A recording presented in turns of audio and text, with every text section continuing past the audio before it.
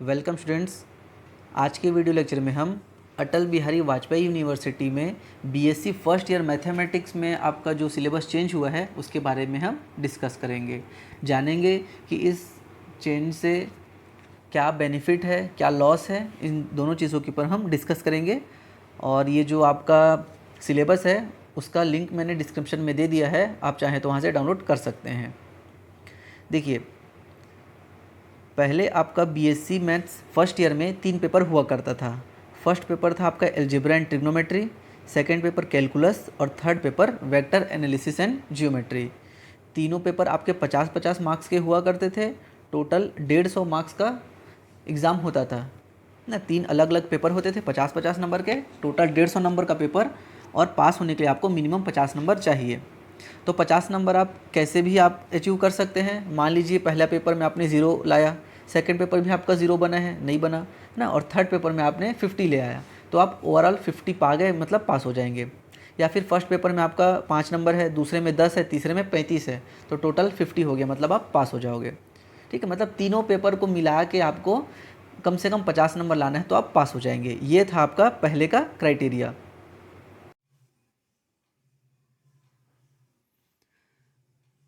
यहाँ पर आपके पास नए सिलेबस के अकॉर्डिंग सिर्फ 2 थ्योरी पेपर होंगे। यहाँ पर आपके पास दिया गया है मैथ 1T और मैथ 2T। 1T का मतलब क्या है, फर्स्ट थ्योरी पेपर, 2T मतलब सेकेंड थ्योरी पेपर। तो फर्स्ट थ्योरी पेपर आपका कैलकुलस है, ये आपका 50 मार्क्स का रहेगा। सेकेंड थ्योरी पेपर आपका एल्जेब्रा है और ये भी आपका 50 मार्क्स का रहेगा। तो टोटल आपके पास 100 मार्क्स का थ्योरी पेपर होगा, जिसमें आपको मिनिमम 33 नंबर लेके आना है, तब आप पास होंगे। तो यहाँ पर देखिए, पहले आपके पास 150 नंबर का पेपर होता था, उसका 1/3 50 मार्क्स होता था, तो 50 नंबर लाओगे तो आप पास हो जाएंगे। वैसे ही 100 नंबर का भी 1/3 33 नंबर है, तो 33 नंबर आप लाएंगे तो पास होंगे। तो पहले 3 पेपर मिला के पास होना था, अभी वो 2 पेपर हो गए हैं। और जो आपका तीसरा पेपर था उसको हटा के यहाँ पर मैथ 1P ऐड किया गया है। यहाँ पर आपको लैब 1 या फिर प्रोजेक्ट 1, इन दोनों में से कोई एक चीज़ सेलेक्ट करना है। ठीक है, लैब 1 में आपका कैलकुलस एंड अलजेब्रा का एक लैब होगा, या फिर अगर आप प्रोजेक्ट चूज़ करते हो तो हिस्ट्री ऑफ मैथमेटिक्स का आपको प्रोजेक्ट करना पड़ेगा। तो इन दोनों में से कोई भी एक चीज़ को आपको सिलेक्ट करना है। ये भी आपका 50 मार्क्स का होगा, जिसमें मिनिमम आपको 17 नंबर लाना पड़ेगा। ठीक है, तब आप पास होंगे। यहाँ पर देखिए टोटल क्रेडिट करके दिया गया है। टोटल क्रेडिट का मतलब ये होता है कि एक हफ्ते में जो आपके 6 वर्किंग डे होते हैं ना, 6 दिन आपका कॉलेज लगता है, तो उसमें कितने घंटे की क्लास होनी चाहिए। तो क्रेडिट सिस्टम है यहाँ पर, मतलब एक हफ्ते में आपका 4 घंटे का क्लास मिनिमम होना चाहिए थ्योरी के लिए। देखिए दोनों थ्योरी के लिए यहाँ पर 4 दिया गया है, मतलब 4-4 घंटे का एक हफ्ते में क्लास होना चाहिए। एक हफ्ते में 4 घंटे का क्लास ना, ये एक दिन में 4 घंटे का नहीं। वैसे ही जो प्रोजेक्ट या फिर लैब ले रहे हो उसके लिए 2 घंटे का होना चाहिए। ठीक है, तो ये इस चीज़ से आपको कोई मतलब नहीं है, तो टीचर का हेडेक रहेगा। तो मेन ये है कि पहले 150 नंबर में 50 नंबर लाना रहता था पास होने के लिए, जो कि अब चेंज होके 100 नंबर में 33 नंबर हो चुका है। ठीक है, तो यहाँ पर अगर हम एडवांटेज की बात करें तो एडवांटेज ये है कि परसेंट आप इंक्रीज़ कर सकते हो। परसेंट कैसे इंक्रीज़ कर सकते हो आप, देखिए जब भी प्रैक्टिकल होता है तो प्रैक्टिकल में कभी भी मिनिमम मार्क्स 17 जो रहता है, तो उतना नंबर किसी को नहीं मिलता, हमेशा थोड़ा ज़्यादा ही नंबर दिया जाता है।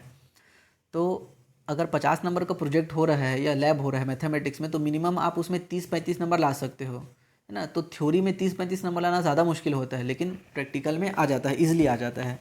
तो मुझे लगता है कि ये आपका परसेंट इंक्रीज़ करने में हेल्प करेगा। वहीं पर अगर हम डिसएडवांटेज की बात करें तो पहले 3 पेपर मिला के आपको पास होना था, जो कि थोड़ा आसान था। तो यहाँ पर अब सिर्फ 2 पेपर हो गया है, तो हो सकता है कि कुछ स्टूडेंट्स को मुश्किल जाए, लेकिन अगर आप ध्यान से मेहनत करोगे अच्छे से तो ये भी कोई ज़्यादा कठिन चीज़ नहीं है। ठीक है, तो चलिए अब हम आगे सिलेबस को डिस्कस करते हैं। चलिए अब हम आगे बढ़ते हैं और सिलेबस को डिस्कस करते हैं। सिलेबस डिस्कस करने से पहले मैं आपको एक चीज़ बता देता हूँ कि ये जो नया अपडेटेड सिलेबस है फर्स्ट ईयर का, इसमें आपको फर्स्ट ईयर, सेकेंड ईयर और फाइनल ईयर, जो पुराने आपके सिलेबस थे first year, second year, final year, उन तीनों का मिश्रण मिलेगा। ठीक है, थोड़ी थोड़ी चीज़ें तीनों ईयर से लिया गया है।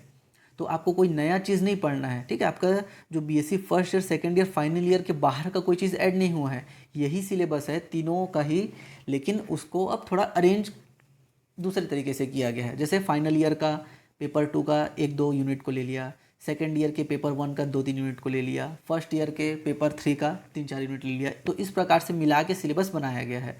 चेंज आपका सिर्फ और सिर्फ यहाँ पर होगा, जो आप लैब या फिर प्रोजेक्ट वर्क लेंगे वही बस आपका डिफरेंट होगा। बाकी थ्योरी पेपर जो है वो सिर्फ बीएससी का ही है, इसमें कोई भी नया चीज़ बाहर से ऐड नहीं हुआ है। स्टूडेंट्स बहुत ज़्यादा कंफ्यूज थे कि नई चीज़ें ऐड हो रही हैं क्या, तो ऐसा बिल्कुल भी नहीं है। आपके बीएससी में जो सिलेबस होता है first year, second year, final year, तो उन्हीं में से ही आपको पढ़ाई करना है। चेंज आपका सिर्फ और सिर्फ ये हुआ है कि उनका जो अरेंजमेंट है, सीक्वेंस है, वो थोड़ा चेंज हो गया है। जैसे फाइनल ईयर की कुछ चीज़ें ऐड कर दी गई है, सेकेंड ईयर की चीज़ें ऐड कर दी गई हैं, ठीक है। तो चलिए सिलेबस डिस्कस करते हैं। सिलेबस आप देखेंगे तो यहाँ पर थोड़ा आपको कन्फ्यूज़न लगेगा। देखिए पार्ट ए में हमेशा इंट्रोडक्शन दिया जाएगा ना, हम अभी यहाँ पर डिस्कस कर रहे हैं कैलकुलस ना, पेपर 1 आपका कैलकुलस, इसको डिस्कस करेंगे। तो यहाँ पर आपके पास कोर्स लर्निंग आउटकम में जो दिया गया है, ये आपको स्टूडेंट क्या सीखेगा ये चीज़ बता रहा है, ठीक है। यहाँ पर ये जो चीज़ है वो आपका स्टूडेंट्स क्या सीख रहा है उस चीज़ को डिनोट कर रहा है। तो सिलेबस की बात की जाए तो आपको पार्ट बी में सिलेबस मिलेगा कंटेंट ऑफ द कोर्स, तो ये आपका सिलेबस है, ठीक है। तो देखिए टॉपिक यहाँ पर फर्स्ट दिया गया है sequence, continuity and differentiability. Second आपको दिया गया है expansion of functions, successive differentiation. Third आपका कार्वेचर, एसिम्टोट्स ना, कर्व ट्रेसिंग। तो अगर आप इसको ध्यान से देखेंगे तो फर्स्ट ईयर का जो पुराना सिलेबस है, मैं पुराने सिलेबस की बात कर रहा हूँ, तो पुराने सिलेबस में फर्स्ट ईयर में सेकेंड बुक कैलकुलस का फर्स्ट, सेकेंड और थर्ड यूनिट है ये, ठीक है। फोर्थ यूनिट देखेंगे आप तो फंक्शन ऑफ सेवरल वेरिएबल, तो ये जो चीज़ है वो आपका सेकेंड ईयर में आता है। सेकेंड ईयर में एडवांस कैलकुलस में ये चीज़ आपका रहता है फंक्शन ऑफ सेवरल वेरिएबल, ठीक है। और जो फिफ्थ यूनिट है डबल एंड ट्रिपल इंटीग्रेशन, ये भी आपका सेकेंड ईयर में आता है, ठीक है। तो यहाँ पर ये आपका हो गया फर्स्ट ईयर में आपका जो कैलकुलस बुक है वो इस तरीके से आपका चेंज हो चुका है, ठीक है। यहाँ पर आपके पास दिया गया है नंबर ऑफ पीरियड, मतलब 12 पीरियड में ये जो फर्स्ट यूनिट है उसको कंप्लीट करना है। 12-12 यूनिट्स, 12-12 पीरियड सब में दिया गया है, ठीक है। तो ये आपका फर्स्ट ईयर में फर्स्ट बुक है कैलकुलस, ठीक है। यहाँ पर आपके पास पार्ट सी में लर्निंग, देखिए यहाँ पर पार्ट ए मतलब आपका कोर्स लर्निंग आउटकम रहेगा, पार्ट बी में सिलेबस दिया जाएगा, और पार्ट सी जो है वो आपका टेक्स्ट बुक है, ये रेफरेंसेस बुक है, ठीक है। इसमें कंफ्यूज नहीं होना है कि ए बी सी दिया है तो वो क्या है करके। पार्ट सी में हमेशा आपको लर्निंग कंटेंट दिया जाएगा, जैसे कि ये हावर्ड एंटोन का ये बुक है, ठीक है। इस प्रकार से ये सब बुक के नाम दिए गए हैं, और पढ़ना तो हमको एच के पाठक से ही है, ठीक है। ये आपका ई रिसोर्स है, और ये 50 नंबर का आपका ये रहेगा, ये पार्ट डी में दिया गया है, असेसमेंट एंड इवोल्यूशन, ठीक। वैसे ही हम पेपर 2 की बात करें, मैथ 2T मतलब सेकंड थ्योरी पेपर, यहाँ पर ये आपका एल्जेब्रा दिया गया है। तो ये आपका ये जो दिया गया है कोर्स लर्निंग आउटकम में, ये आपको सीखना है डी माइवर्स थ्योरम और मैट्रिक्स, ये सब चीज़ें आपको सीखना है। तो सीधा हम सिलेबस में आ जाते हैं। ये आपका टॉपिक है फर्स्ट यूनिट में आपके पास दिया गया है set theory and theory of equation, set relation function, ठीक है। ये सब चीज़ आपका दिया गया है, nth रूट, डी माइवर्स थ्योरम। तो इसको आप ध्यान देंगे तो ये आपका जो टॉपिक है वो कैलकुलस, जो आपका सेकंड पेपर था, पुराने सिलेबस की मैं बात कर रहा हूँ, सेकंड पेपर कैलकुलस में, सॉरी सेकंड पेपर नहीं, first paper algebra and trigonometry का 5th यूनिट है ये फर्स्ट वाला जो दिया गया है, ठीक है। सेकंड में आपका ग्रुप, सब ग्रुप, नॉर्मल सब ग्रुप दिया गया है, ये तो एल्जेब्रा का फर्स्ट यूनिट है, ठीक है। थर्ड में आपका परमुटेशंस है, ये भी वही है आपका फर्स्ट ईयर का, ठीक है। देखिए ये फोर्थ और फिफ्थ को ध्यान देंगे तो रो एशलॉन फॉर्म मैट्रिक्स वाला दे दिया गया है। फोर्थ वाला भी आपका एल्जेब्रा ही है, एल्जेब्रा का आपका जो था पुराना वैसे ही दिया गया है, कोई चीज़ इसमें नहीं चेंज किया गया है। फिफ्थ यूनिट बहुत इंपॉर्टेंट है। तो देखिए जो फिफ्थ यूनिट है वो आपका vector space and linear transformation है।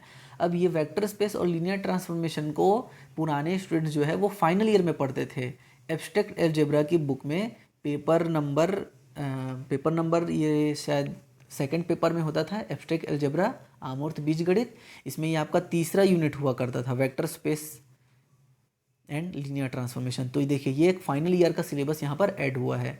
कुछ मैंने आपको पहले ही बताया था कि कुछ चीज़ें इसमें फाइनल ईयर का ऐड होगा, कुछ चीज़ें सेकेंड ईयर की ऐड होंगी। इस प्रकार से ये नया सिलेबस बनाया गया है, ठीक है। तो ये आपका सब 12-12 क्लास में इसको कंप्लीट करना है। यहाँ पर आपका लर्निंग रिसोर्स है, इसमें ये जो थर्ड दिया गया है,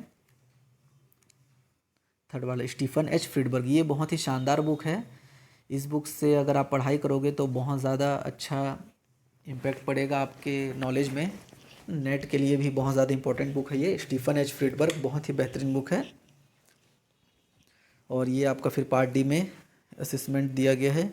उसके बाद आपके पास देखिए ये थर्ड है। थर्ड में पेपर को हटा के मैंने बताया था कि लैब जोड़ दिया गया है। तो लैब जो है उसमें आप ये सब चीज़ें करेंगे। लैब जो है टोटल 30 पीरियड होना चाहिए इसमें, ठीक है।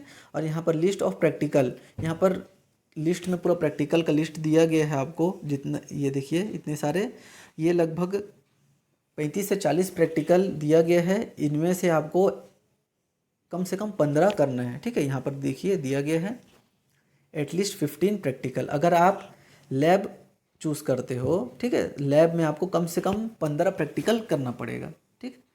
इसके अलावा यदि आप यहाँ पर पार्ट सी में लर्निंग सोर्स दिया गया है, ये आपका बुक का नाम है, ठीक है।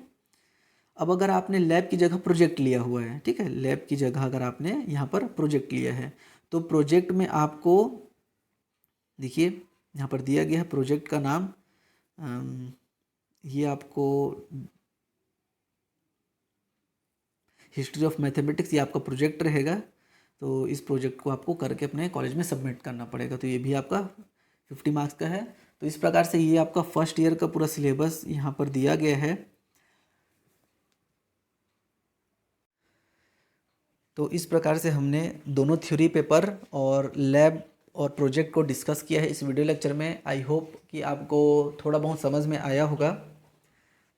देखिए फर्स्ट ईयर में बच्चे नए रहते हैं, चीज़ों को समझने में थोड़ा टाइम लगता है, और सिलेबस चेंज हो गया है तो वो और थोड़ा सा घबरा जाते हैं। तो अब बिल्कुल भी आपको टेंशन नहीं लेना है, पुराना जितना भी सिलेबस था वही है। अगर आप मेरे से पूछेंगे तो मुझे तो लगता है कि इसको चीज़ों को और आसान किया गया है। पहले 3-3 पेपर पढ़ना एक प्रकार से टेंशन का काम था, तो उसको 2 पेपर कर दिया गया है, और जितनी भी चीज़ें वो रिलेटेड है एक दूसरे से, ठीक है। ये जो नया सिलेबस उसमें सब चीज़ों को रिलेट करके बनाया गया है। यहाँ पर तो ज़्यादा आसान है इसमें नंबर पाना। तो आप वीडियो लेक्चर जो है वो मेरे यूट्यूब चैनल में अपलोड है, आप चाहें तो उन्हें देख सकते हैं। और हम एक नया भी वीडियो लेक्चर सीरीज स्टार्ट करेंगे जिसमें बीएससी पूरे फर्स्ट ईयर को नए सिरे से हम कवर करेंगे, ठीक है।